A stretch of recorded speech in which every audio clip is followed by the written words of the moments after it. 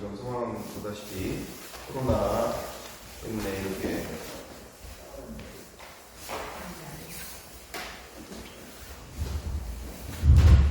코로나 때문에 지금 이런 상황들을 진행 중에 있는데 이 시간들 가운데 준비 가운데 온전히 우리가 서고 또 우리의 본 모습 세상의 빛과 소금의 역할을 감당하는 데 있어서 우리가 먼저 서고 그리고 이 나라 안에 이와 같은 모든 재앙들이 이런 어려움들이 속히 지나갈 수 있도록 특별히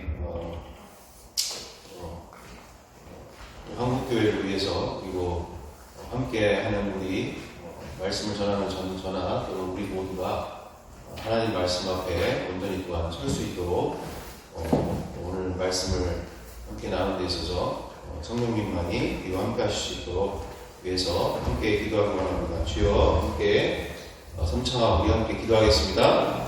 주여! 주여!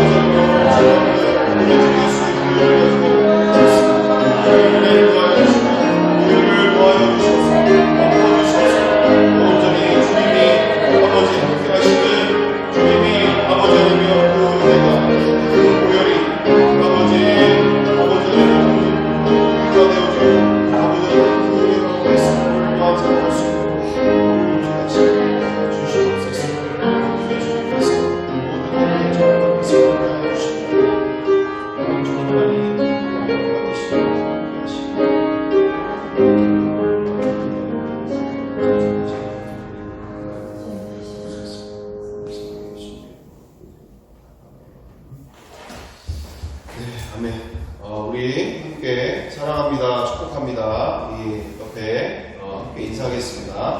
함께 사랑합니다. 축복합니다.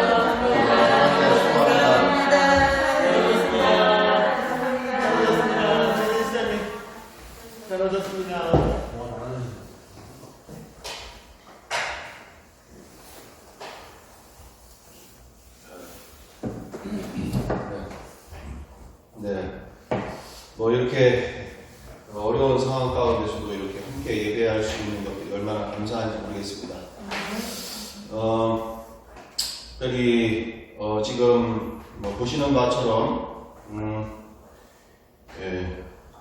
이런 이제 예배가 어려워지는 상황들로 우리가 이렇게 보게 되어질 때 참 우리가 많이 느끼게 되어지는 게 뭘까요?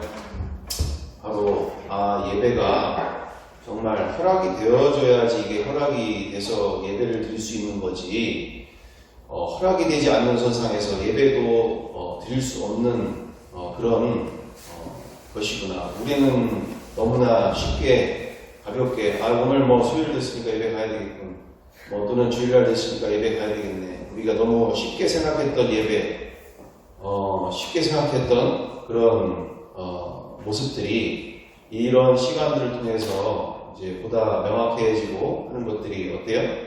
정말 이 한 번 한 번의 예배가 얼마나 소중하고 중요한 것인지를 너무나 당연시 생각했던 것들에 대해서 돌아보게 되어지는 시간들, 그죠? 그런 부분들 우리가 꼭 생각이 되어졌으면 너무나 좋을 것 같습니다. 그래서 특별히 우리가 이 시간들을 보내면서 또 현실적인 이야기를 또 안 할 수밖에 없는 것들 또한 너무나 언론이나 또는 뉴스나 그 외에 주변의 분들을 통해서 이제 이렇게 걱정, 근심 어린 나와 우리를 생각해주는 마음으로 이제 교회를 왜 가냐, 예배를 왜 드리고 있냐, 지금 이런 이야기를 안 할 수 없는 상황이잖아요. 그래서 그런 이야기들이 이렇게 내가 원하든 원하지 않든 이제 듣게 되고 또 그런 상황들이 진행이 되고 있는 부분이 있기에 우리가 이 부분에 대해서 어쨌든 분명하게 생각되어지는 바는 그런 거죠. 어쨌든 얘기를 안 할 수 없는 부분이고 얘기를 해야 될 부분인 거고, 어쨌든 중요한 부분은 우리 디도서 한번 해볼까요?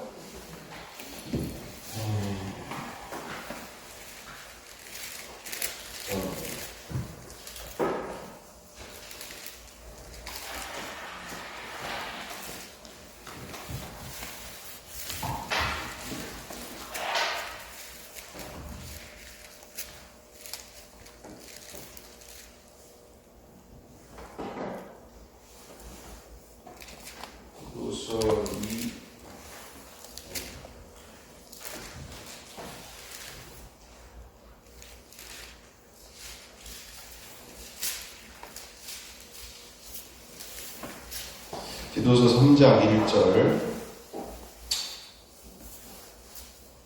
3장 1절 우리가 함께 읽어보겠습니다. 하나, 둘, 셋. 너는 이들로 하여금 통치자들과 권세자 자들에게 복종하며 순종하며 모든 선한 일 행하기를 준비하게 하며, 아무도 비방하지 말며 다투지 말며 간용하며 범사의 온유함을 모든 사람에게 나타낼 것을 기억하게 하라. 자, 말씀 그대로 일단은 우리는 정부에서 그리고 시도청에서 원하는 대로 할 것이고, 아시다시피 현재 상황은 청주와 이 충청북도 상황은 어때요? 아직은 권고사항이기 때문에 권고사항, 강제적인 이런 경기도 쪽이나 어떤 이런 경북이나 이런 대구 쪽처럼 지금 그런 상황까지는 되고 있지 않기 때문에 어찌됐든 제 생각을 얘기를 드리는 거고요. 어찌됐든 권고사항으로 언제든지 정부에서 그리고 시도청에서 예배를 전면 금지다, 지금 도저히 할 수 있는 상태가 안 된다 그러면 언제든지 그렇게 해야 되는 것이 정상적인 좀 있습니다. 그래서 어찌됐든 너무 불안해하시는 마음들, 그리고 너무나 그런 이제 주변 상황들 가운데 이런 상황들이 이제 되는 상황들에 대해서 뭐 지혜롭게 대처를 하셔서 너무나 걱정해 주시는 그런 분들의 이런 부분들에 있어서 걱정해 주시는 건 너무나 감사하다. 그렇지만 말 그대로 시에서 도에서 언제든지 그거는 이제 우리가 관할 문제가 아니라 시와 도에서 알아서 다 하실 거니까 거기서 하라는 대로 우리는 분명히 이렇게 할 것이고 언제든지 그것이 그렇게 하라면 그렇게 할 것이다.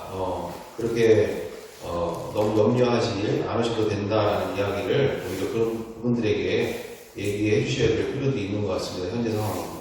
그래서 우리는 정부와 그리고 관리들에 대해서 하나님의 법에 반대되지 않는 한에 있어서는 언제든지 따르고 순종하고 그리고 말씀 그대로 온유함으로 그런 모든 하나님의 사람으로서 그렇게 따라서 살 거니까 따라서 가는 것이니까 그에 대해서 그런 분들이 그렇게 얘기하실 때 얘기를 안 할 수 없는 그런 시점이니까 얘기를 이제 하게 되는 거죠. 자, 그래서 그렇게 이해하시면서 이렇게 지금 마음이 너무 혹시나 마음이 복잡해지신 분이나 예배를 오는 데 있어서 가야 되나 말아야 되나 이렇게 막 뉴스에서도 그렇고 내 주변의 분들도 막 그러고 도대체 이게 정확하지가 않은 가야 되는지 말아야 되는지 내지는 여러 걱정 근심 때문에 가족들도 이렇게 유별나게 지금 난리냐 지금 왜 지금 제정신이냐 이런 얘기 할 때 어쨌든 말 그대로 그거는 이제 감사하게 받을 때 반대로 그런 부분에 있어서는 시와 도의 관리와 그 관계자분들이 알아서 하시고 계시니까 당신께서 또는 그렇게 걱정하지 않으셔도 된다. 언제든지 거기서 이제 얘기하면 그대로 순종하고 그대로 따를 거다. 이렇게 얘기를 해주시는 게 현명한 처사일 줄 믿습니다. 다른 상황들, 다른 거에 대한 다른 의견들이 있으신가요? 혹시나? 제가 잘못 얘기한 건가, 아니면 그런 부분이 있으시면 얘기해 주시고요. 어쨌든 상황들은 그렇게 되는 것 같습니다. 그래서, 근데 저런 지금 상황에 어때요? 저기 연세중학교에는 저렇게 지금 열개되어진다고 하는데, 그런 부분은 옳지는 않은 것 같은, 왜냐면 너무나 대형교회라서, 그리고 서울도 지금 만만치가 않은 상황인데, 좀 돈이 되지 않는 이런 상황들이 있지 않나. 그래서 아무리 믿음도 믿음이지만, 어디까지나, 정말, 누구든지 수긍이 될 수 있는 상황들로 가야 될 필요가 있다. 너무 이렇게 돈 떨어지는 것은 좀 문제가 있지 않나 이런 생각도 들고 있는 건데 어쨌든 그건 제 생각이고 어쨌든 거기도 정부에서 그렇게 하라고 하면 언제든지 바로 하시겠죠. 어쨌든 알아서 각 교회마다 그렇게 하실 텐데 워낙 지금 교회가 욕을 먹고 있는 상황들이 있어서 쉽지는 않은 상황이죠. 여튼 지혜롭게 해야 될 시점인 것 같습니다. 자, 어찌됐든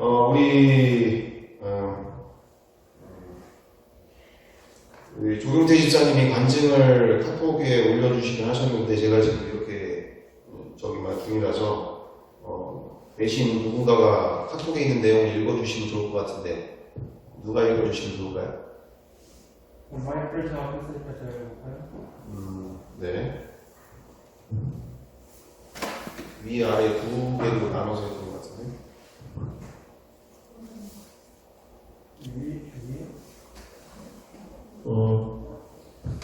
읽겠습니다. 아멘. 예수님이 부활하실 때 완성된 복음입니다. 부활하실 때 하나님이심이 증명된 것이고 성경의 내용이 모두 사실이고 진리입니다. 따라서 말씀하신 대로 천국과 지옥도 존재하며 부활의 주를 믿기만 하면 우리는 그때부터 천국의 삶을 사는 것이고 죽으면 예수님과 같이 부활하여 영원히 살며 복을 누릴 수 있습니다. 우리 믿음의 시작은 곧 예수님의 부활 때부터이고 나의 복음도 부활이 실제되면서부터입니다. 예수님이 많은 기적과 이적을 보여주셨어도 십자가에 매달리시니 자신들도 죽을까봐 모두 다 도망쳤고 부활하시고 몸소 보여주시고 사람들이 만져보고 나서야 그제서야 사람이 진짜 믿기 시작했습니다. 이것이 복음의 핵심입니다. 우리가 믿을 수 있는 이유이고 믿어야 하는 이유이고 그 누구도 흉내내거나 반박할 수 없는 증거입니다. 따라서 우리의 복음도 십자가에서의 죄사함에서 그치지 않고 부활로 표적이 옮겨져야 한다고 믿습니다. 그러니 우리 풍성한교회 성도님들도 부활 복음으로 하나 되어 기쁨으로 교제하고 매일매일 그분과 인격적인 관계를 맺고 기쁨의 간증을 나누는 공동체가 형성되기를 간절히 바라며 이렇게 될 것을 믿으며 예수님께 기도드립니다. 아멘. 아멘. 네, 아주 장족의 발전을. 네. 아주 둘이 얘기할 때는 아주 저한테 따지듯이 막 얘기할 때 많이 있는데 또 이렇게 올려줄 때는 또 아주 일사천연하게 잘 올려주고 그런 너무나 감사합니다. 다른 것보다 너무나 좋은데 그 부활의 복음이라는 표현은 저는 부활의 복음이라는 표현을 쓴 적이 거의 없는데 다들 이렇게 부활의 복음을 이렇게 얘기를 하시는데 이제 얘기가 나와서 하는 부분이긴 하지만 복음은 예수님이신 줄 믿습니다. 그리스도 되심을 통해서 왕이 되심을 선포하시는 사건 앞에 예수님이 복음이고 예수님 자체가 모든 처음과 끝임을 우리가 인지하고 선포하는 거죠. 그래서 복음에 대해서 이렇게 구분하는 일들이 좀 있는 부분이 없지 않았어서 얘기를 하게 되는 건데 복음 그대로 성경 그대로 성경에 부활의 복음이라고 나와 있는 게 없잖아요. 복음이면 복음이지. 그래서 우리가 성경대로 말을 하고 성경대로 선포를 해야 되는 거지. 저는 이제 많은 분들이 부활의 복음 이야기를 하시는데 저는 그렇게 좋게 생각하지 않는 표현이니까 하여튼 그렇게 하시면 될 것 같습니다. 네, 너무나 감사하고 아주 참 근한 조민태 집사님한테 이런 간증이 나오는 게 거의 제가 느끼기에는 거의 한 10여 년 넘게 지금까지 오는 것 중에 거의 처음이지 않나 싶을 정도로 그런데 하여튼 너무나 어려운 시간들 많이 거치면서도 여기까지 오는 것에 대해서 아주 너무나 귀하다고 생각이 듭니다. 제가 그렇게 쓰라고 쓴 게 아니라 본인이 가지고 있는 걸 정리해서 쓰는 거니까 본인 거를 지금 얘기를 하는 거지 제가 왜 한다니까 제가 이렇게 쓰라고 하는 게 아니라 본인 거를 정리해서 쓰신 거니까 이제 분명해지는 거죠. 네, 너무나 감사합니다. 어쨌든 오늘 함께 나누고자 하는 부분들이 지난 시간에 우리가 보다시피 그 부분이었습니다. 세상에서 가장 비싼 보석과 반지에 대해서 우리가 함께 보석 반지에 대해서 함께 나누게 됐었죠. 그래서 정말 내가 그 보석 반지를 가지고 있다 한다면 800억짜리의 보석 반지를 내가 끼고 있다 또는 가지고 있다 한다면 정말 허니한테 물어봤더니 허니는 그거 가지고 있으면 어떡할 거냐 그랬더니 바로 뭐라고 하냐면 갖다 팔아야죠. 아주 단순 명료하게 갖다 팔아야죠. 아주 정확한 답이죠. 갖다 팔아야죠. 뭐하고 갖고 있었겠어요. 예, 갖다 팔 건데 어찌됐든 갖고 있든지 팔아가지고 은행에다 넣든지 간에 우리 여러분들 나중에 그 영상도 좀 나누면 좀 좋을 것 같은데 그 영상이 어떤 영상이냐면 부활이라는 영화에서 부활하신 예수님의 그 발을 만지고 맨 처음에 이제 부활하신 예수님을 만난 마리아에 대한 막달라 마리아에 대한 모습 가운데서 그 부활의 영화라고 하는, 그러니까 리진이라고 하는 영화 가운데 호민관 앞에서 그가 이제 고백하는 상황이죠. 어딨냐? 예수, 죽은 예수 어딨냐라고 이제 다짜고짜 막 물어 제끼고 막 이럴 때 쓸데없는 걸 찾고 있다. 뭐 이런 얘기 하다가 이제 그런 부분을 이제 얘기하는 장면 가운데 뭐라고 얘기하냐면 이제 세상이 하찮게 보일 것이다. 세상이 하찮게 보일 것이다. 이게 무슨 얘기입니까? 결국은 정말 그분이 누구신지를 만나고 알게 되면 이 세상이 하찮게 보이게 된다는 거예요. 예를 들어서 아까 지금 말씀 그대로 내가 800억이 지금 통장에 들어가 있는데 세상 일이 우습게 보인다는 거죠. 아둥바둥 살고 있는 아침부터 저녁까지 새벽까지 밤늦게 어떻게든지 먹고 살아보려고 하는 모든 삶이나 그리고 자기가 이뤄보자 하는 그 모든 꿈에 대하여서 그리고 사람들로부터 상처받고 조그마한 가수고 서로 원수 맺고 이런 모든 것들이 어떻게 된다고요? 하찮게 보이기 시작한다는 거죠. 하찮게. 왜요? 내가 지금 다 가지고 있는데 그런 삶을 보면서 그런 모습들을 보면서 세상이 하찮게 보인다는 거죠.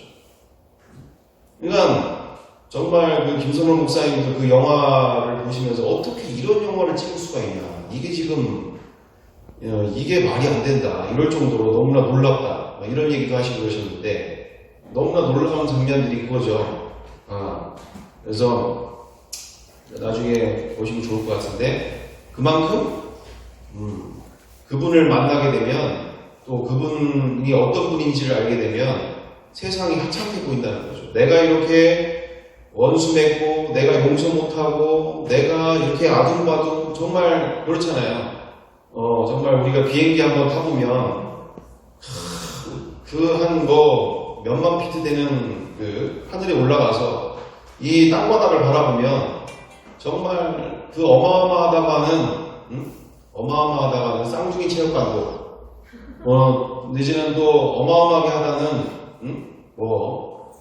저기 서울바닥도 어떻게 좀 저만한 정도의 또는 손가락 하나도 안 들어오는 이거에 거기서 아둥바둥 하면서 서로 죽이니 살리니 이러면서 사는 것 자체가 참 하찮은 거잖아요, 우리가. 그러니까 우리가 정말 이 세상의 수준으로 보면 이 세상의 수준, 여기서 벗어날 수는 없다라는 거예요. 벗어날 수 없다. 하나님의 눈으로 또한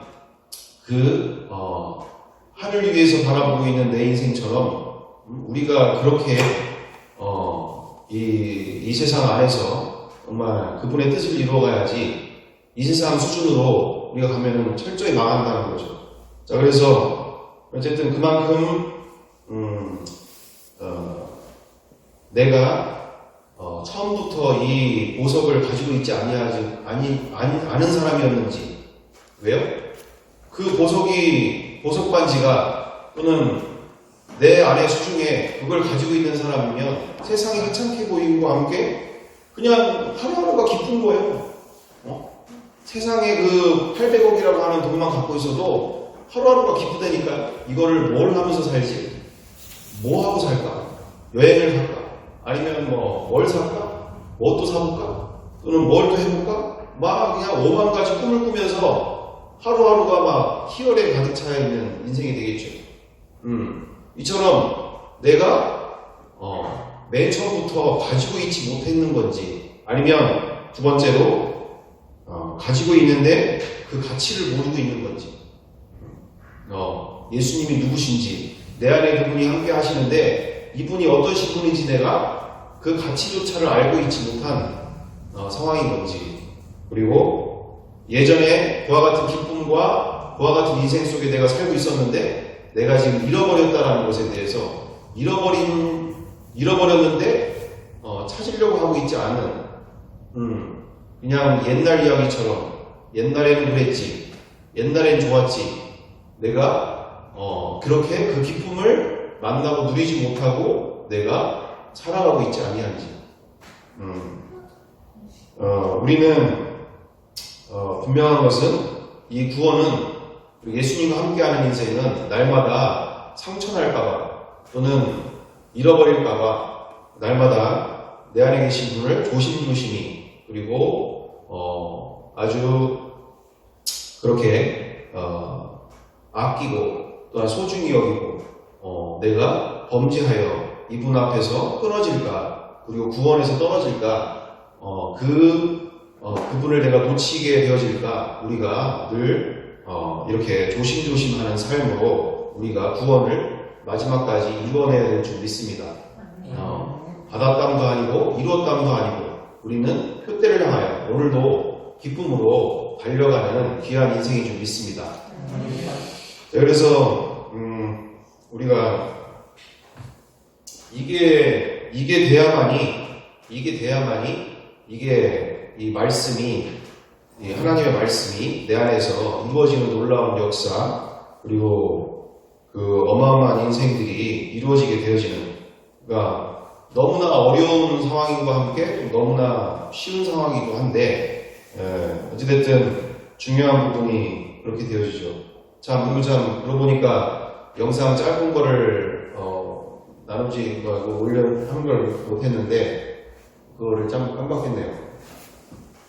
그 목사님이 벌써 이제 동성애 그 집회를 참석하시고 거기에서 일선에서 그렇게 동성애 반대 운동을 하시다가 이렇게 300만 원 벌금을 맞으시게 되어졌고 또 그 이후로 지금 이제 성기가 그대로 있는 대로 남자가 여자로서 바뀌게 되는 대법원의 이 지금 개정이 이루어진 상황입니다.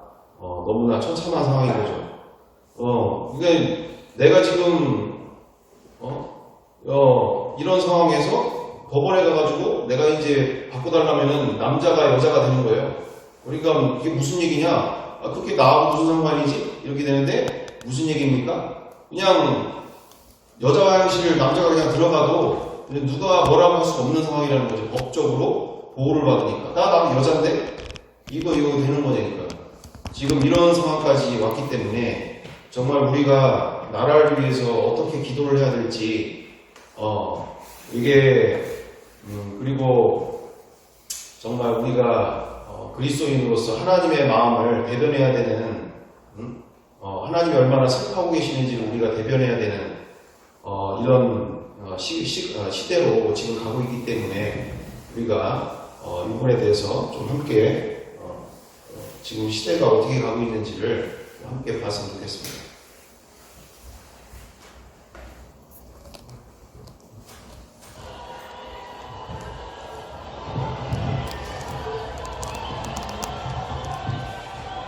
여러분 안녕하십니까? 여러분 이 영상이 뭐냐면요. 지난 2018년에 인천에서 있었던 동성애 집회 현장 영상입니다. 당시 이 집회, 이 동성애 집회를 반대하는 시민들을 지금 경찰들이 흔적 진압하고 있죠. 그래서 찍어놓은 거예요. 웃긴 건 이때 구청에서는요. 이 동성애 단체들에게 이 장소에서 동성애 집회를 하지 말라고 이미 공고까지 냈었습니다. 그런데 이 동성애 단체들은 이런 구청의 결정도 무시하고 이런 음란한 집회를 계속 강행을 했다라는 거죠. 정말 말도 안 되죠. 여러분 그러면 경찰이 누굴 잡아가야 되겠습니까? 당연히 이렇게 법 절차도 무시한 채 집회를 강행한 이 동성애 단체를 잡아가야 되겠죠. 그런데 어이없게도 이때 경찰들은요. 여기 보시는 바와 같이 이 집회를 강행한 동성애 단체는 내버려 두면서 이렇게 시민들만 진압을 했다는 것입니다. 더 충격적인 것이 뭐냐? 이때 시민들과 함께 반대 시위를 했던 한 목사님은요. 이렇게 수갑까지 채우고 끌고 갔다는 거예요. 제목이 더 어이없습니다. 제목이요. 고성방가. 고성방가 때문에 이렇게 목사님을 수갑 채우고 강제로 끌고 갔습니다. 그리고 그렇게 2년의 시간이 흘러서 최근 이 목사님의 판결이 나왔다고 하는데요. 여러분 놀라지 마세요. 무려 벌금이 300만 원이 나왔다고 합니다. 고성방가로 벌금이 300만 원이 나온 거예요. 이것도 최초 경찰과 검찰이 이 목사님에 대해서 별다른 증거를 찾지 못하니까 원본 영상이 아니라 오묘히 편집된 영상. 요즘 말로 악마의 편집이라고 그러잖아요. 그렇게 편집된 영상을 증거로 제출해서 이 목사님에게 벌금 구형을 내렸다는 것입니다.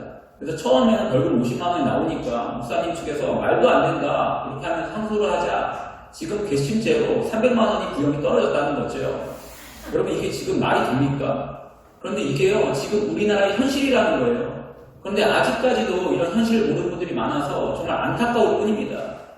그리고 이렇게 전하는 김에 한 가지 더 말씀드리면요. 여러분 오늘부터요. 성별 전면 개정안이 시행되었습니다. 정말 많은 분들이 반대했지만 대법원에서 무시하고 지금 통과를 시켰어요. 이 개정안에 대해서 뭐 간단하게 설명드리면 앞으로 성전환 수술 없이 남자에서 여자 또 여자에서 남자로 성별을 마음대로 바꿀 수 있게 되었다는 것입니다. 즉 겉모습은 남자인데 여자로 살아갈 수 있게 됐다는 거죠. 이게 왜 문제가 되냐면 여러분 이게 시행된다는 것은요. 남자가 이제 여탕과 여자 화장실에 합법적으로 들어갈 수 있는 것을 의미하고요. 또 앞으로 우리나라에서 동성결혼이 합법적으로 가능해졌다는 것을 의미하고 있는 거예요. 그래서 문제라는 것입니다. 그러면 상황이 이 땅의 이 현실이 여기까지 왔는데 정말 이래도 침묵하시겠습니까? 여러분 이제요 정말 시간이 없습니다. 여기까지. 우리가 지금 힘을 합쳐 싸우지 않으면요 이런 흐름을 네. 보시는 것처럼 이 나라가 이렇게까지 지금 가고 있는 현실 속에 정말 우리가 하나님의 마음 가운데 얼마나 아파하시고 괴로워하시고 있을지 이렇게 악법들이 계속적으로 이렇게 통과가 되어지고 정말 이렇게 많은 분들이 앞에 나와서 소리치고 이것은 얼마나 하나님이 기뻐하지 않는 악한 일들인데 대해서 소리쳐도 이렇게 듣지 않고 관철시켜 나가고 이런 상황 가운데 우리도 우리지만 다음 세대들이 우리 자라나는 세대들이 얼마나 이 악법을 통해서 고통받게 되어질지에 대해서 우리가 생각하고 정말 이 나라 안에서 하나님이 기뻐하시는 법과 제도가 다시금 회복되어질 수 있도록 우리가 나라를 위해서 기도하는 것에 대해서 더욱더 온 마음을 다해서 해야 될 것이고 그리고 또한 기회가 있을 때 정말 아직은 소리칠 수 있는 이때 기회 있을 때 나가서 소리칠 수 있고 정말 하나님의 마음을 대변할 수 있는 우리의 믿음이 되길 원합니다. 내 안에서만 기도로서만 끝나는 것이 아니라 정말 하나님의 마음을 대변해서 그곳에서 어느 곳에든지 가서 하나님의 마음을 대변할 수 있는 이런 마음으로 누구만의 싸움이 아니라 정말 다음 세대들을 생각하시면서 그리고 우리의 자녀, 손자, 손녀들 그리고 우리의 다음 세대들이 또 앞으로 살아갈 세상이 그리고 그만큼 이 나라가 하나님께 버림받을 수 있고 하나님께 외면받을 수 있는 너무나 무서운 일이 되어지기 때문에 나뿐만 아니라 우리 복음을 아직 예수님을 만나지 못한 영혼들 그리고 다음 세대를 위해서도 기회 있을 때 우리가 더 나가서 소리를 내고 함께 연합해서 소리를 내는 그렇다고 해서 싸워가지고 뭘 이루자 이런 뜻이 아니라 정말 하나님의 마음을 대변하는 그와 같은 소리는 우리가 낼 수 있는 데까지 내야 된다고 생각합니다. 여튼 그래서 상황들이 이렇게 진행되고 있기에 참 이게 동방예의지국이라고 하는 그때가 80년대 뭐만 해도 동방예의지국 뭐 해서 정말 다른 나라는 어떻게 생각할지 모르겠지만 우리 스스로는 동방예의지국 맞나 보네. 동방예의지국이지. 조심해야지. 뭐 이랬는데 지금 너무나 이게 옛말들이 돼가고 있는 이런 상황들이 되고 있고 지금 동성애자 이 단체들이 가장 타깃으로 또 여기고 있는 데가 청주거든요. 청주 제일 만만한 곳. 왜요? 충청도라 한참 느려. 한참 느려가지고 다른 데서는 이렇게 특히 경상도나 이런 데는 아주 열렬하게 경기도나 이런 데는 막 일어나는데 이렇게 한참 느려가지고 이제 이게 하여튼 이게 충청도가 아주 이상하다고 하여튼 이제 그런 상황인데 하여튼 그만큼 동성애자 단체의 협회를 두는 여기가 퀴어 축제를 열기가 청주가 제일 이제 대한민국에서 중심에 있을 뿐만 아니라 제일 반대 세력이 없는, 목소리를 내지 않거나 모이지를 않는 이런 곳이라서 제일 만만하게 보고 있다라고 하고 있는데, 어쨌든 그만큼 우리가 이 점 생각하시면서 기도하실 때나 또 앞으로 생각하실 때 그 점을 유념하시면서 우리가 열심으로 나아가야겠습니다. 어쨌든 중요한 부분들은 우리 히브리서 12장 14절 그대로 말씀이 정상적인 이 세상의 그러니까 정상적으로 지난 시간에 우리가 함께 나누었던 것이 뭐였습니까?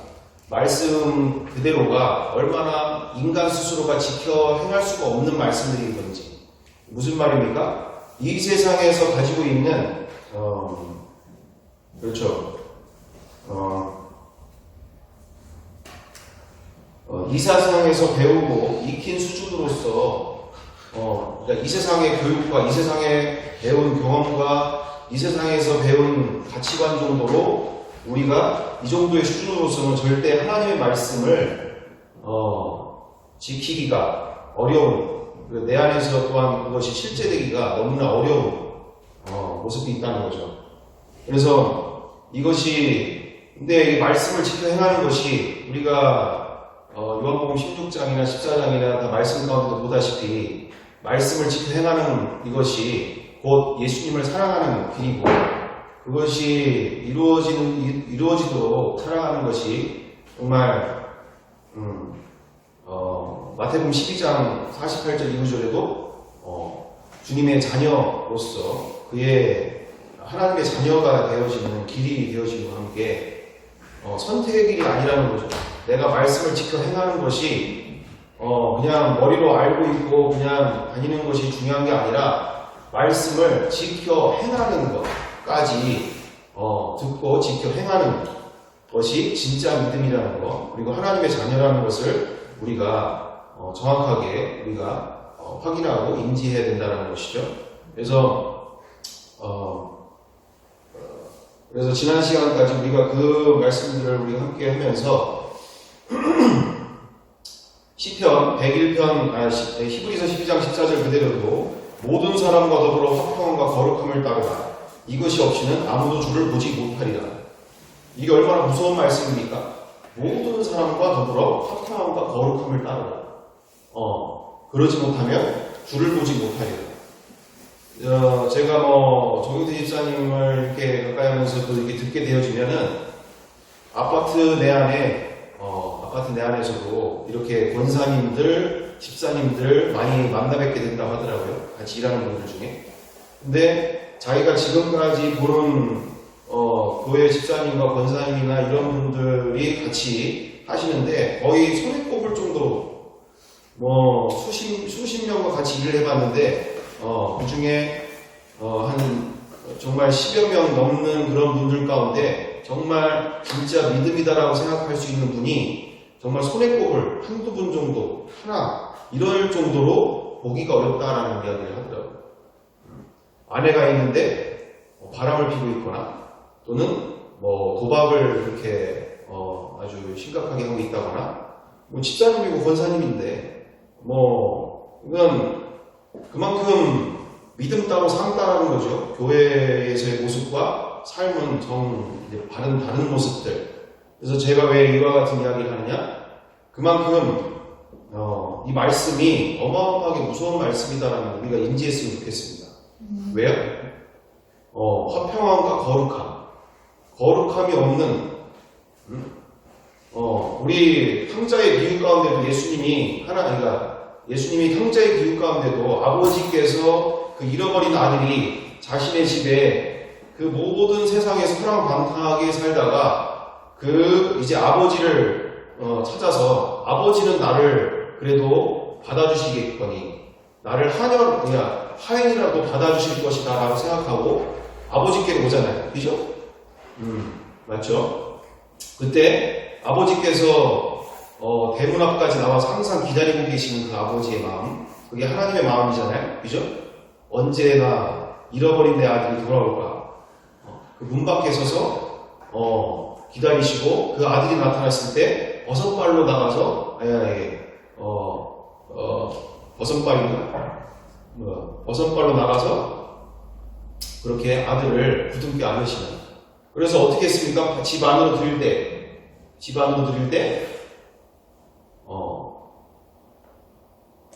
온전히 깨끗하게 목욕을 시키고 또는 어떻게 합니까? 손에 가락지를 끼우고 새 옷을 입혀주잖아요. 그죠? 그 시사하는 바가 뭡니까? 거룩하신 그분과 함께 살려면 거룩은 선택의 사항이 아니고 죄와 피 흘리기까지 싸워야 되는 삶이라는 거죠. 죄와 피 흘리기까지 싸우지 않으면 그러니까 그분 안에 살면서 죄와 뒤엉켜 사는 것이 얼마나 무서운 말씀. 오늘 그대로 아무도 이것이 없이는 아무도 주를 보지 못하리라. 아무도. 그러니까 초청받은 자는 많지만 택함받은 자는 적다라는 거죠. 그 혼인잔치에 거룩한 예복이 준비되지 않으면 그 왕 앞에 버림받게 되어지는 말씀들이 나오잖아요. 이처럼 화평함과 모든 사람과 더불어 화평함과 거룩함을 따르라. 이것이 없이는 아무도 주를 보지 못하리라. 이게 사람의 말로 들으면 이렇게 어떻게 살 수 있어? 에이, 알았어요. 이렇게 노력해볼게요. 이렇게 되는 거고, 그런가 보지 하고서 그냥 지나가는 얘기고, 정말 이게 누구의 말씀인지가 명확해져야 된다는 거죠. 아무리 성경에 많은 말씀들을 듣고 알고 있어도 이게 누구의 말씀인지를 모르면 자기 뜻으로 자기 마음대로 해석하고 자기 편한 대로 사는 거죠.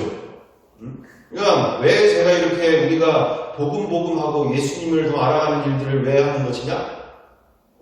아무리 말씀 많이 알고 있어도 이게 누구의 말씀인지를 모르면 이게 얼마나 무서운 말씀인지를 모른다니까.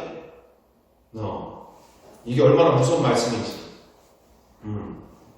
그렇기 때문에 시편 101편 7절 말씀에도 거짓을 행하는 자는 내 집 안에 거주하지 못하며 거짓말하는 자는 내 목전에 서지 못하리로다. 예, 거짓말이 얼마나 무서운 일이야. 주님 앞에 서지 못하는 존재다. 그리고 마태복음 12장 50절에도 누구든지 하늘에 계신 내 아버지 뜻대로 하는 자가 내 형제요 자매요 어머니이라 하시더라. 말씀 그대로 아무리 그 교회 안에서 많은 일을 하고 수십 명을 수백 명을 수천 명을 전도를 해도 하나님 말씀대로 살지 않고 자기가 원하는 대로 살게 되어지면 그 모든 것들이 그것이 하나님의 아버지의 주님과는 전혀 관계가 없는 존재다. 자, 그리고 특별히 그래서 쉬운 성경을 이렇게 준비를 했는데 마태복음 5장 22절에 개역개정에는 이렇게 되어 있죠. 마태복음 5장 22절에 이렇게 되어 있습니다. 마태복음 5장 22절 다같이 우리 보면 나는 너희에게 이르노니 형제에게 노하는 자마다 심판을 받게 되고 형제에 대하여 나가라 하는 자는 공회에 잡혀가게 되고 미련한 놈이라 하는 자는 지옥불에 들어가게 되리라. 자, 이게 좀 어려운 부분이 있으니까 쉬운 성경으로 이렇게 보게 되면 이제 뭐라고 되어 있습니까? 다 같이 읽어보겠습니다. 그러나 나는 너희에게 말한다. 자기 형제에게 화를 내는 사람은 재판정에 설 것이며 자기 형제에게 나쁜 말을 하는 사람도 사내들인 법정에 설 것이다. 또한 자기 형제에게 바보라고 하는 사람은 지옥불에 던져질 것이다. 아멘. 지난주에 우리 담임 목사님께서 말씀 전해주실 때도 이제 동일한 말씀이죠. 율법을 완전케 하시려고 이 땅에 오신 인간의 노력으로 하나님의 말씀을 지켜 행하는 것이 아니라 그분께서 내 안에 들어오셔서 그분이 내 모든 삶을 통치하시고 다스리시는 인생 가운데 그분이 말씀을 이루어 가시는 놀라운 인생. 자, 그래서 이거 보시다시피 이렇게 안 사는 사람이 어디 있어요, 이게 지금 정상적으로 이 세상에서 사는 사람 중에 이 말씀 그렇게 두렵고 무서워하면서 살고 있는 사람이 몇이나 있을까요? 정말 저는 전에도 말씀드렸듯이 2004년도쯤에 한국에 들어와서 성경을 제 스스로 다시금 읽을 때 제가 일부러 성경을 2년 가까이 무서워서 안 봤다는 이유가 보면 볼수록 이거는 뭐 이게 정상적인 사람이 지켜서 살 수 있는, 그리고 이게 읽어 내려가는 부분마다 이게 그냥 적당히가 아니고 대충이 아니고 뭐 이건 다 걸어야 돼. 적당히가 없어.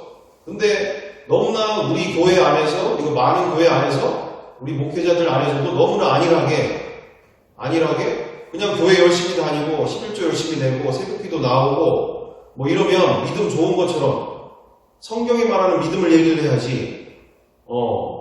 성경이 말하는 믿음을 얘기를 해야지. 자기가 보기에 또는 세상에서 말하고 있는 그 기준으로 하게 되어진 일이 이게 얼마나 무서운 일인지를 얘기를 안 하고 있는, 너무나 거대한 벽을 만나면서 너무나 괴로웠던 시간들을 얘기하게 됐었잖아요.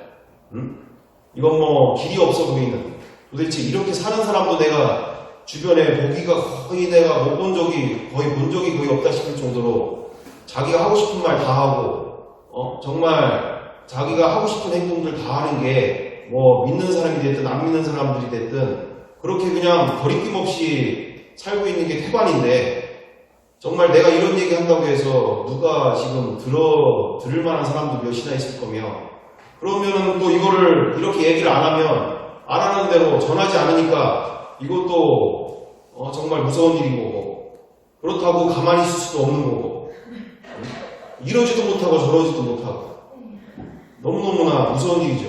자, 그 다음으로 보겠습니다. 최희찬 목사님이 또 이번 주에 말씀하셨던 것처럼 마태복음 5장 27절 이후절에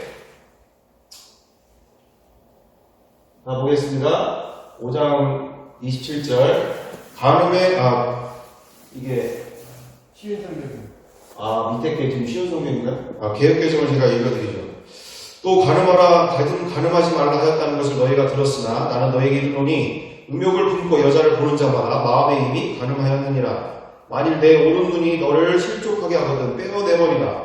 내 백체 중 하나도 없어지고 온몸이 지옥에 던져지지 않는 것이 유익하며, 또한 만일 내 오른손이 너를 실족하게 하거든 찍어내버리라. 내 백체 중 하나가 없어지고 온몸이 지옥에 던져지지 않는 것이 유익하니라. 자, 지난주 담임 목사님 말씀해 주신 대로 이 남자가 그 간음하게 되어지는 때가, 동물은 1년에 한 번 정도라고 한다고 하면 남자는 어떻다고 얘기해요? 매일. 매일과 같이 이렇게 간음할 수 있는, 이 지금 그렇게 보는 자마다 이미 간음하였다라고 하잖아요. 식구가 뭐 저를 엄청나게 거룩하게 보는데 똑같아요. 똑같아. 뭘 거룩은 어디서 거룩을 얘기해요? 예수님조차도 아버지 외에는 선하지 않다라고 얘기하잖아요. 다 거기서 거기죠. 거룩한 척 하고 사는 거지. 정말 날마다 나를 부인하고 내가 말씀대로 살 수 없음을 고백하고 날마다 성령님을 도움을 구하고 인도함을 받으려고 노력하는 것 뿐이지, 그거를 더 하냐 아니면 뭐 그냥 자기 편한 대로 하고 있는 거냐, 이거 차이인 거지. 뭐 식구가 저보고 당신은 엄청 대단한 것 같아, 뭐 엄청 엄청 거룩한 것 같고 뭐 이런 얘기할 때 뭐 얘기할 수도 없고 뭐 이런 이야기, 이런 생각들이 있긴 한데, 어찌됐든 그처럼 정말 여기 말씀 그대로 쉬운 성경을 읽어보면 이렇습니다. 간음하지 말라는 계명을 너희가 들었다. 그러나 나는 너희에게 말한다. 누구든지 음란한 생각으로 여자를 보는 사람은 이미 마음속으로 그 여인과 간음한 것이다. 뭐 그냥 쳐다만 보고 그런 마음이 생겼다만 해도 이미 꼭 육체적으로 그렇게 관계를 맺지 않아도 이미 지금 간통죄가 지금 성립이 됐다는 얘기예요. 마음속에서 이미 그 사람을 죽이고 싶은 마음이 딱 들고, 먼저 그런 마음이 딱 들어서 그와 같은 악한 마음이 내 마음을 사로잡았다. 이미 죽인 거라는 거예요. 그냥 칼로 쑤시지 않고 또 목 졸라서 죽이지 않아도 이미 말씀 안에서는 죽였다라는 거예요. 죽였다. 그래서 만일 내 오른쪽 눈이 죄를 짓게 하거든 그 눈을 빼어 던져버려라. 내 몸 전체가 지옥에 던져지는 것보다 신체 중 하나를 잃는 것이 낫다. 만일 내 오른손이 죄를 짓게 하거든 그 손을 잘라 내어 던져라. 내 몸 전체가 지옥에 던져지는 것보다 신체 중 하나를 잃는 것이 낫다. 이렇게 그러니까 지옥불에 들어간다는 거예요. 그냥 이게 단순하게 내가 이렇게 간음을 했구나. 아유 그래 네가 그럴 수밖에 없어. 그래 그러니까 내가 이번 또 용서해주고 다음에도 계속 용서해주고 그리고 너 그렇게 하면은 저 채찍질 좀 몇 대 맞을 거다. 앞으로 저 형제들이 교회에 있는 형제들이 너 그런 마음이 들면 채찍질로 몇 대 맞을 거야. 조심해. 이런 정도 얘기가 아니에요. 지금 무슨 얘기입니까? 지옥불에 들어간다는 거예요. 지옥불에. 이렇게 안 사는 사람이 누가 있어? 도대체가. 이잖아요. 그래서 에베소서 5장 5절에도 너희도 정녕 이것을 알거니와 음행하는 자나 더러운 자나 탐하는 자나 그 우상 숭배자는 다 그리스도와 하나님 나라의 기업을 얻지 못하리니. 하나님 나라에 들어가지 못한다. 종교생활 열심히 해봐라. 너는 하나님 나라 못 들어간다 이 얘기예요 지금. 종교생활로는 그분의 의를 따를 수가 없고 그분으로부터 칭의 의롭다 인정을 받을 수가 없다는 뜻이에요. 그래서 로마서 1장 28절에도 우리가 봅니다. 로마서 1장 28절부터 32절까지 로마서 1장 28절부터 32절까지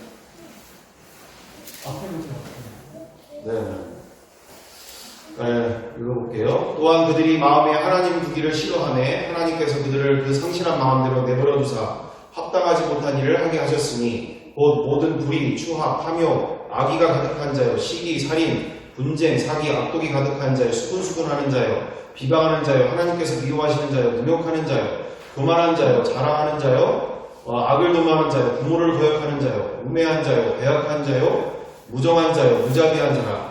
그들이 이 같은 일을 행하는 자는 사형에 해당한다고 하나님께서 정하심을 알고도 자기들만 행할 뿐 아니라 또한 그런 일을 행하는 자들을 옳다 하느니라. 아멘. 이게 무슨 말입니까? 그런 이야기를 수근수근하고 남욕하고 하는 것들을 그래 맞아 아유 그거 아주 그냥 다 갖다 그냥 다 죽여버려야 돼 서부터 시작해가지고 별의별 그거 왜 사라 그거 아마 이러면서 이제 그거 같은 모든 맞장구 치고 뒤에서 수근수근하고 이 모든 것들까지 얼마나 무서운 일이냐. 자, 그래서 쉬운 성경 이게 지금 어려운 부분들이 있으니까 이제 쉽게 이해하실 수 있도록 우리가 읽어보면 로마서 1장 28절 2절로 쉬운 성경 보겠습니다. 다 같이 읽어보겠습니다. 사람들이 하나님을 아는 것을 하찮게 여겼으므로 하나님께서는 사람들이 타락한 생각에 빠지게 하시고 사람들이 해서는 안 될 일들을 하게 내버려 두셨습니다. 그들은 온갖 불의와 악행과 탐욕과 악독으로 가득한 사람들입니다. 또한 시기와 살인과 다툼과 속임과 저기로 가득 찼으며 남에 대해 말하기를 좋아하고 남들을 비방하고 하나님을 미워하며 거만하고 건방지며 뽐내기를 잘합니다. 그들은 악한 일을 계획하고 부모님께 순종하지 않습니다. 아멘. 31절 32절이 그들은 양심도 없으며 약속을 지키지 않으며 친절하지도 않고 동정심도 없습니다. 사람들은 그런 일을 행하는 사람은 죽어 마땅하다는 하나님의 의로우신 법을 알면서도 자신들만 그런 악한 행동을 계속하는 것이 아니라 그런 행동을 저지르는 다른 사람들까지 잘한다고 두둔합니다. 아멘. 이게 어마어마하잖아요. 이게. 너무너무 무섭잖아요. 정말 저도 어릴 적부터 아버님이 목사님이시고 제 주변에 수많은 이들의 목회 현장을 보면서도 정말 이렇게까지 전하고 있는 분들을 제가 본 적이 없을 또는 이거에 대해서 그렇게 얘기를 하게 되어지는 부분이 없는 상황들이 이제 있는 건데 어찌됐든 중요한 것은 뭡니까? 그만큼 우리가 사소하게 생각하는 것들, 부모님을 거역하는 일들, 약속을 지키지 않는 거, 친절하지 않는 거, 동정심 없는 거, 서부터 시작해서 자기 자랑하고 뽐내고 거만하고 또는 남들을 비방하고 수근수근하고 남에 대해서 말하기를 좋아하고 이런 모든 것들이 정말 어떻게 보면은 너무나 일상생활에 우리에게 젖어져 있는 이런 모습들인데 이게 어떤 경우라고 합니까? 이게 사형에 해당된다고. 죽게 되어진다고. 죽어 마땅하다는 하나님의 법을 알면서도 그렇게 다른 사람들까지 죄를 범하게 만든다라는 이와 같은 말씀들이죠. 그 근원에는 뭐가 있다고 합니까? 28절에 사람들이 하나님을 아는 것을 하찮게 여겼습니다. 그분이 누구신지를 아는 것을 하찮게 여기고 있다는 거예요. 이 모든 근원이. 그래서 두려워하지도 않고 또는 그것을 그렇게 하는 데 있어서도 전혀 그것이 얼마나 무서운 일이 되어지는지조차도 생각하려고 하지 않는. 그래서 영상을 이제 하나 보여드리면 좋겠는데 5분 정도 영상인데 그 제2의 미스토벨이라고 할 정도로 기자 출신이면서 이분이 그 조정민 목사님이신데 다 아시는 분들 다 아시겠지만 정말 자기가 예수님을 이제 만나게 되고 보니까 정말 얼마나 가짜 신앙들 모조품들이 얼마나 많은지를 자기가 보게 된 거예요. 그러면 나는 저렇게 살면 안 되겠다라는 과정 가운데 자기 안에도 보니까 그렇게 교회 열심히 다니고 그렇게 할 거 안 할 거 다 하는데 기쁨도 없는 채 그리고 자기 옆에 있는 사람이 다 알잖아요. 진짜인지 가짜인지가. 그러니까 자기가 보니까 가짜더라는 거예요. 그러니까 이 와이프가 가짜인 거를 밝혀주려면 자기가 지금 MBC 대표이사하고 앵커였고 대단한 경력을 갖고 있는데 이게 성경을 5번 정도 읽어보니까 예수님은 진짜인데 왜 이렇게 가짜가 넘치냐 이거예요. 이거를 해결하려면 자기가 다 버려야지 이게 가능하겠다. 그래서 자기가 완전히 다 버리고 이게 확인해본 상황에서 이제는 이와 같은 이제 제2의 인생을 사시면서 지금 이제 아시는 것처럼 하나님께 귀하게 쓰임받고 계시는 목사님이 되어지시는데 우리가 그만큼 정말로 본질을 찾는 사람들은 안다는 거죠. 이게 지금 얼마나 심각한 상태인 건지. 본질을 찾는 사람들. 정말로 이게 얼마나 무서운 일인지 찾는 사람들은 지금 이 문제 앞에서 괴로워하고 고민하고 기도하고 있는. 그래서 우리가 정말 내가 주님 앞에 섰을 때 정말 모조품으로 설 것이냐, 진품으로 진짜로 설 것이냐, 우리가 다시 보면서 나를 돌아보는 그리고 우리 스스로를 돌아보는 시간이 되었으면 좋겠습니다. 보겠습니다. 소리가 성경책을 5번을 완독을 하셨대요. 전독을. 1년 동안 그렇게 읽은 것 같아요. 그래서 정말 예수가 진짜인가? 왜 예수 때문에 사람들이 저렇게 편하나? 또 기독교는 진짜인가? 특히 교회가 진짜인가? 그런 생각을 많이 하게 됐어요. 그래서 한번 우선 성경부터 확인해보자. 그래서 예수는 진짜 뭐라고 했나? 남한테 전해드리는 게 아니라 내가 직접 한번 만나보고 들어보자. 그렇게 시작이 된 거예요. 기자성경이에요. 아니 근데 그게 25년 동안 다니시는 회사를 그만둘 정도로 큰. 예, 저로서는 완전 충격적이죠. 왜냐면 그렇게 제가 쭉 읽어보고 내린 결론은 예수님은 진짜인데 왜 이 땅에 그 사람들 그 가짜가 많나? 예수님은 진짜인데 왜 교회를 이용해야 하는가? 예수님은 진짜 기독교인가? 이제 그런 고민을 하게 됐고 한번 신학교를 가서 한번 답을 얻어보자. 그렇게 결심을 한 거죠. 그때가 이미 50대. 53살 나이였어요. 그러면 부인께서는 일단 내 종교적으로 온 건 고맙지만 일을 그만두고 직업을 바꾸겠다고 하니까 약간. 예, 신학교 간다니까 제일 반대하는 사람이 제 아내. 아니, 기뻐한 게 아니고. 뭐, 아니, 중고등학생인데, 앞으로 이렇게 살 길이 막혀지지 않습니까? 그래서 나중에 좀 키워놓고 가든지, 아니면 또 그때 IMBC가 상장 준비를 마칠 때니까, 주식 스탁옵션을 좀 행사하고 가야지, 무슨 돈으로 공부를 하겠다는 거냐, 이제 그런 반대가 있었죠. 근데 저는 이제 또, 제 아내가 보니까 제가 예수님을 알고 보니까 평생 못해 신앙인데, 이 신앙에 문제가 좀 있어요. 매일 교회에서 사는데 예수를 잘 몰라요. 죽으라고 교회를 다니고 섬기는데 이게 기쁨이 없어요. 그래서, 근데 제가 가짜라는 걸 믿겠어요, 본인이. 그래서 당신이 얼마나 가짜인지 내가 밝혀줘야 되는데, 그걸 하려면 제가 가진 걸 다 버려야 돼요. 그렇지 않으면 모든 어려운 문제를 남편이 해결해주고, 아내는 교회에서 취미생활 하는 거예요. 그래서 제가 한번 다 버려봤더니 이제 본색을 드러낸 거죠. 갑자기 그죠. 애들 학비며 생활비며 이제. 진짜 우리 믿음이라니 그렇게 쉽지 않은 일이에요. 사실은 다 믿는 하는 일이 많은 거지. 정말 믿는다는 게 그렇게 쉬운 일이 아니에요. 그거야 그렇죠. 그건 다 버리시고 내려놓으시고. 네. 그리고 보스턴으로 갔죠. 신학. 대학으로 가서. 그러면 사모님도 그때 이제 그래서 그때 같이 가서 정말 힘든 시간을 많이 겪었어요. 사실 또. 네, 아이들도 같이 가고. 이제 그 보스턴에서 교회가 새로 개척이 돼서 신학 공부하면서 교회를 같이 이제 시작을 하게 됐어요. 그래서 정말 아내가 이제 전도사 부임이 된 거죠. 사장 부임하다가 이제 전도사 부임이 돼서 별 고생을 다 하게 되고, 또 정말 사람들한테 듣지 않아도 되는 말도 듣고, 그러면서 인생의 바닥까지 내려가는 거죠.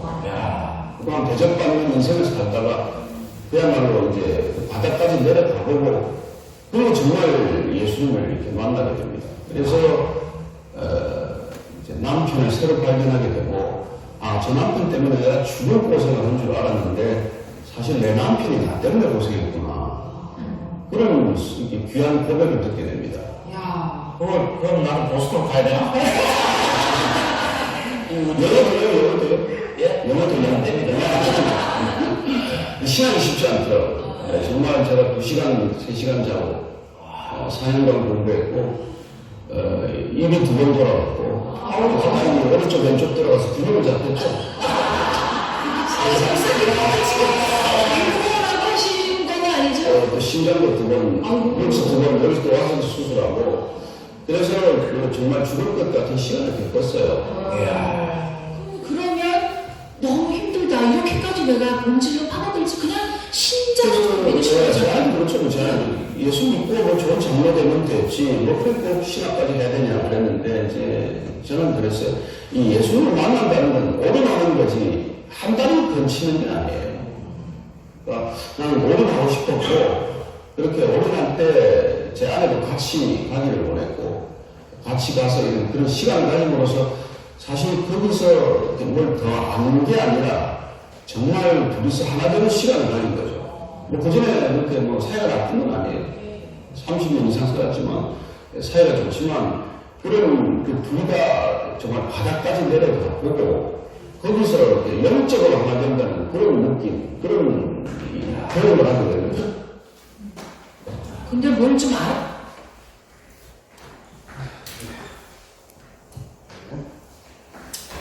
네, 보시는 것처럼 놀랍죠? 제가 정말 이토록 그분을 알아가는 데 있어서 얼마나 우리가 예수님을 만나기까지 얼마나 어려운 시간들을 이제 거치게 되어지는 건지. 그래서 정말 저도 저렇게 공부 좀 해야 되는데 이게 참 기도 많이 해주셔요. 오른쪽으로 한번 돌아갔다가 왼쪽으로 한번 돌아갔다가 정말 이게 의사의 그 칼은 사람을 죽이기도 살리기도 하는 거지만 정말 우리가 전하고 있는 이 복음은 사람을 영원히 살리느냐 영원히 죽이느냐는 더 무서운 정말 이 세상에서의 죽고 살고의 문제뿐만 아니라 영원히 사느냐 영원히 죽느냐를 하고 있는 거기 때문에 우리 여기 조정민 목사님 보시는 것처럼 정말 제가 그리고 최희찬 목사님이나 이 대한민국에 있는 목회자들이 저런 각오를 가지고 살 수 있도록 이렇게 기도를 해주셔야 될 것 같습니다. 또 기도를 해주시면 너무나 감사할 것이고, 하여튼 너무나 부족한 것들 많고 하니까 위해서 너무나 기도가 필요합니다. 그래서 한국 교회를 위해 기도하실 때 특별히 목회자들을 위해서 정말 이와 같은 각오를 날마다 가지고 살 수 있도록. 어찌됐든 이처럼 결론을 내리면 이렇습니다. 이 하나님의 말씀을 그리고 이 믿음의 길을 가는 데 있어서 이 세상에 배우고 익힌 수준으로는 절대 하나님의 말씀이 내 안에서 실제가 될 수가 없다. 우리가 항상 기뻐하는 존재로, 그리고 항상 자유한 존재로, 우리가 말씀에도 있잖아요. 예수의 영이 계신 곳마다 자유가 있다. 성령이 계신 곳마다 자유가 있다. 또는 우리에게 주신 자유를 너희들이 빼앗기지 말라. 더 이상 빼앗기지 말라. 왜? 이미 가져 있는 존재라는, 가져 있다는, 갖고 있다라는 거예요. 그리고 이렇게 너희는 이미 기뻐할 존재고 감사할 존재고 그의 왕 같은 소유된 백성이고 다 가진 자라는 거죠. 근데 우리가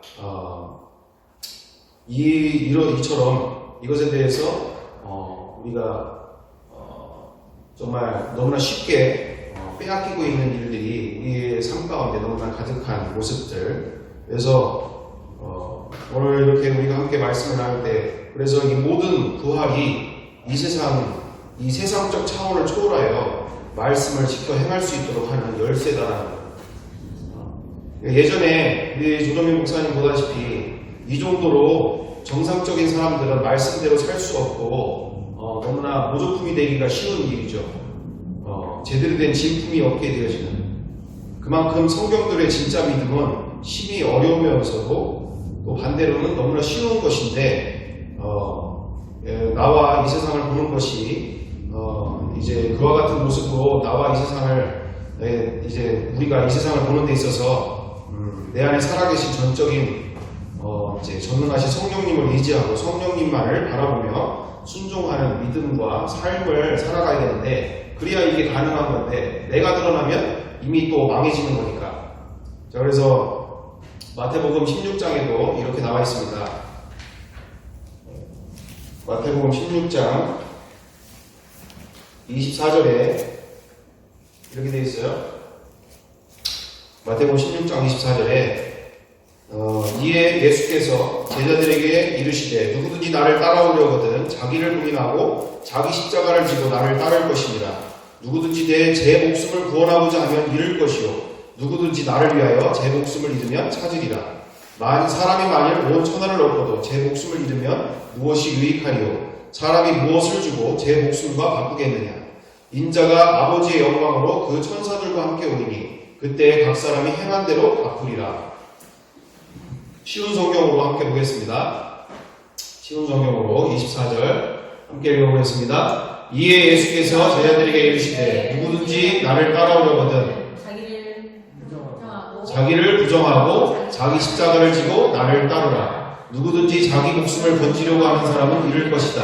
그러나 누구든지 나를 위하여 자기 목숨을 잃는 사람은 얻을 것이다. 만일 어떤 사람이 온 세상을 얻고도 자기 영혼을 잃으면 무슨 소용이 있겠느냐? 사람이 무엇과 자기 영혼을 바꿀 수 있겠느냐? 인자는 아버지의 영광을 가지고 천사들과 함께 올 것이다. 그때는 사람의 행위대로 갚아줄 것이다. 아멘. 자, 말씀 그대로 이게 어떻게 해야 된다라고, 이 주님이 가신 길을 우리가 따라가는 데 있어서 어떻게 가야 된다고 하십니까? 24절에 나를 따라오려면 자기를 부정하고, 자기를 부정하는 게 뭐예요? 나는 아무것도 할 수 없습니다. 나는 철저하게 주님 없으면 아무것도 할 수 없는 존재입니다. 오늘도 그 은혜를 나에게 부어주옵소서. 정말 나는 내 가족 한 명, 내 자식, 내 남편, 아내조차 나는 사랑할 수 없는 존재입니다. 라고 날마다 고백하며 그분의 도우심을 구할 때 그게 자기뿐이라는 거잖아요. 그죠? 응? 내가 아무것도 할 수 없는 존재다. 용서할 수 없는 나 자신, 받아들일 수 없고. 자, 그래서 자기 십자가를 지고 나를 따르라. 누구든지 자기 목숨을 건지려 하는 사람은 잃을 것이다. 자기가 살아있는 사람은 자기 목숨을 잃을 것이고 말씀대로 살 수 없다는 뜻도 되는 거죠. 그러나 누구든지 나를 위하여 자기 목숨을 잃는 사람은 얻을 것이다. 그냥 적당히 되는 게 아니라 적당히가 아니고 모든 걸 다 걸어야 된다는 뜻이잖아요. 그죠? 목숨을 걸어야 된다. 여기에 말씀을 이루어가는 데 있어서 이것이 하나님을 사랑하는 길이라 한다 할 때, 예수님을 사랑하는 명령이고 길이다라고 한다 할 때 정말 목숨을 걸고 이 말씀을 지키려고 나를 부인하고 철저하게 남편이 이 미친년아 너 뒤질래? 막 별소리를 다 해도 네가 그딴 식으로 사니까는 예수가 그렇게 할지니? 그렇게 할 때 바로 꼬꾸라지고 정말 내 자신이 그 앞에서 거부하고 미안해요.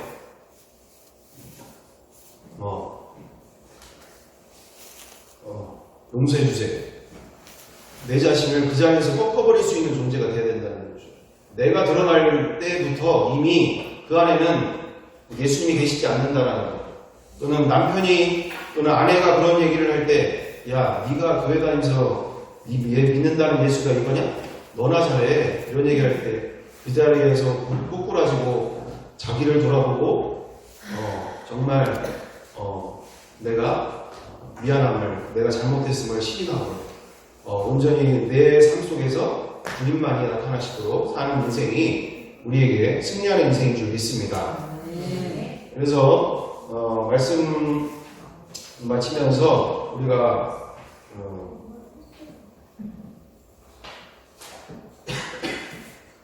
그래서 그토록 어려웠던 일들이 이렇게 지금 보여지는 것처럼 정말 아까 지금 조용태 집사님이 간증을 나눠줬듯이 우리의 모든 믿음의 시작이 어디서부터 출발이 됐다고요? 부활하신 예수님을 만난 이후부터 우리의 모든 교회가 여기서 출발이 되어졌고 우리의 모든 신학 성경도 우리의 신학도 여기에서 출발이 됐던 것처럼 우리가 정말 그분을 만나게 되어질 때 아까 지금 그 부활의 그 리즌이라는 영화의 그 마리아가 고백하는 그 모습처럼 그분을 만나면 부활하신 예수님, 그러니까 정확하게 표현하면 부활신앙이죠. 십자가 신앙에서 부활신앙에, 그러니까 보다 더 정확하게 얘기하면 십자가 중심의 신앙에서 부활 중심의 신앙으로 우리가 나아갈 때 정말 이 세상이 하찮게 보이는 그리고 그 모든 말씀들이 하나님의 말씀들이 이분이 누구신지 앞에서 내가 그동안 어떻게 이분을 철저하게 거부하고 또한 내가 어떻게 이 말씀들을 내가 스스로 자해석하고 인본주의적으로 해석하고 내가 편한 대로 말씀을 경홀히 여기고 경솔히 여기고 내 마음대로 살았던 그 악한 중심을 내 삶에 내가 철저하게 내가 주인되어 살았던 인생을 보게 하시는 말씀의 놀라운 권능인 줄 믿습니다. 그래서 우리가 부활을 통해서 이분이 누구신지를 만나게 되어지는 놀라운 속에서 이처럼 어려운 일이 아니라 예전에는 이 조정민 목사님과 같이 예전에 저도 그렇지만 많은 이들의 그렇게 어려운 속에서 정말 힘들게 어렵게 왔지만 지금은 어때요? 누구든지 부활의 주님을 만날 수 있는 또는 그렇게 만나게 되어질 때 한순간에 그 어려운 일이 아니라 한 번에 2000년 전에 그들과의 놀라운 모습처럼 한 번에 진품이 되어지는 역사, 그냥 모든 말씀이 내 안에서 실제가 되어지는 역사. 그래서 말씀 그대로 부활은 이 세상 차원을 초월하여 말씀을 지켜 행할 수 있게 하는 열쇠다. 열쇠다. 어려운 게 아니라 말씀을 다 지켜 행하는 게 주인만 바뀌면 간단한 거잖아요. 그분이 나의 왕이 되시면 머리로 지식으로의 왕이 아니라 그냥 내 인생의 주인이시고 왕이 되시면 그 왕의 명령에 따라서 순종하면서 하는 게 어려운 게 아니라 간단해진다는 거죠. 이분이 누구신지를 정확하게 만나게 되는 그게 바로 부활에 담겨 있는 말씀을 지켜 행하는 것이 어려운 게 아니라 한 번에 지켜나갈 수 있는 열쇠가 되어진다. 그래서 우리가 어려운 신앙이 아니라, 어려운 믿음이 아니라 성경에 말하는 믿음은 부활신앙인 줄 믿습니다.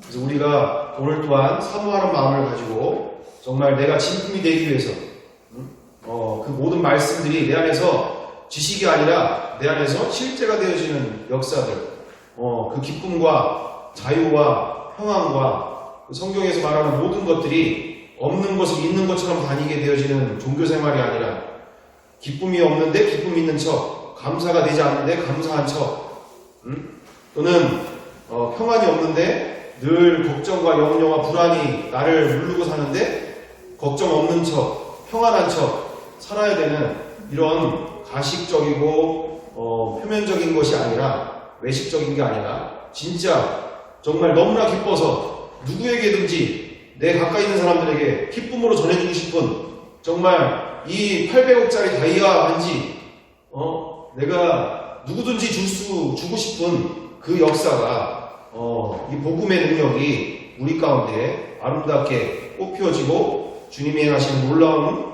초대교회 역사가 그대로 일어나는 그 복음의 역사를 우리가 다 같이 보기 원합니다. 함께 기도하겠습니다.